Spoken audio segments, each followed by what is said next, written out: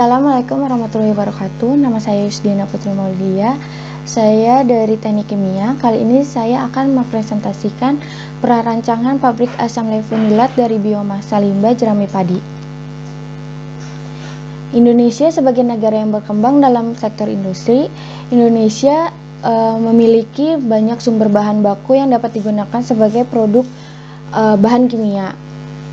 Bahan kimia tersebut bisa dijadikan produk intermediat maupun produk jadi. Biasanya Indonesia sumber bahan bakunya itu berasal dari fosil. Negara ini juga punya banyak sekali bahan baku berupa biomasa. Sedikit bahan kimia yang diproduksi berasal dari sumber daya terbarukan. Biomasa secara umum merupakan bahan yang dapat diperoleh dari tanaman baik secara langsung maupun tidak langsung dan dimanfaatkan sebagai energi atau bahan lainnya dalam jumlah yang besar. Jerami adalah bahan samping usaha pertanian berupa tangkai dan batang tanaman serealia yang berupa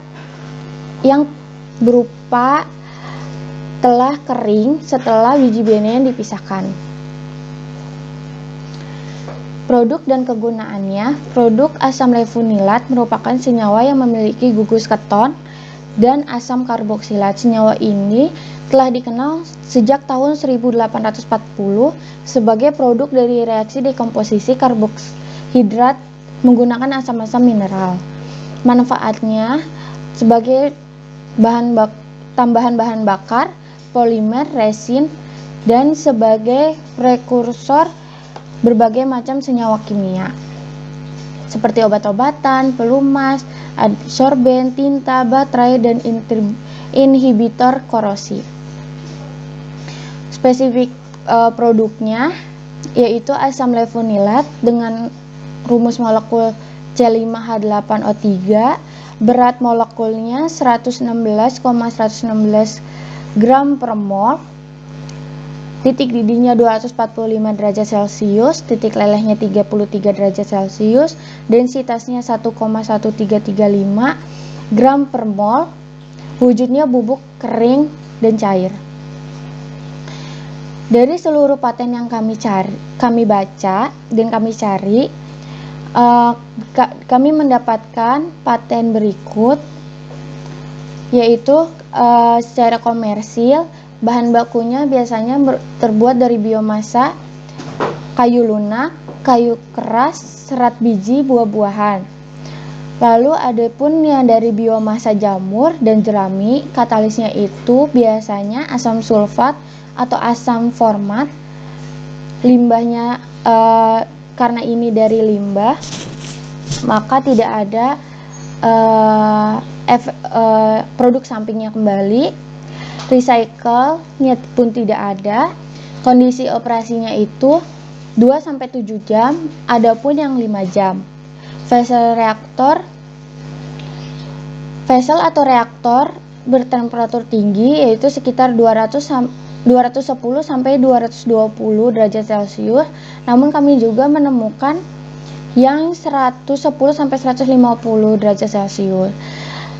Yield-nya yang didapatkan sebesar 48% dan 60%. Di Indonesia yang bisa dipenuhi oleh lefunilik acid adalah polyelutran. Nama perusahaan yang memproduksi asam lefunilik acid itu berada di lokasi Tangerang, Jakarta, dan Semarang. Dapat dilihat di layar bahwa paling besar itu oleh PT Serim Indonesia di Tangerang dengan kapasitas 7.500 ton. Kebutuhan polyerutan pada tahun 2010 hingga 2015 dan ketersediaan bahan baku. Kapasitas produksi 20 ton per tahun bahan baku dengan yield sebesar 60% dan dengan produksi 2000 ton per tahun. Lokasi pabrik asam lefunilat akan direncanakan berada di Kecamatan Pabuaran Subang, Subang, Jawa Barat.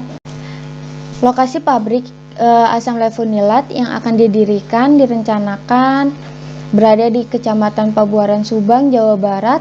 Penentuan faktor pabrik pemasok bahan bakunya berasal dari Subang dengan salah satu penghasil padi terbesar. Lokasi berkenan dengan pasar secara strategis, fasilitas transportnya pun tersedia. Ketersediaan tenaganya berdasarkan data umur tersedia 358,843 jiwa. Ketersediaan utilitasnya PLN dan PDAM tersedia. Tanah yang cocok dengan harga yang terjangkau. Berikut adalah flow diagram.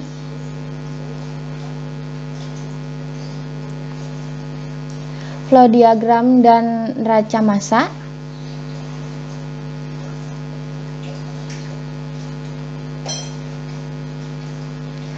Dan berikut adalah neraca energi. Dan sekian dari kelompok kami. Wassalamualaikum warahmatullahi wabarakatuh.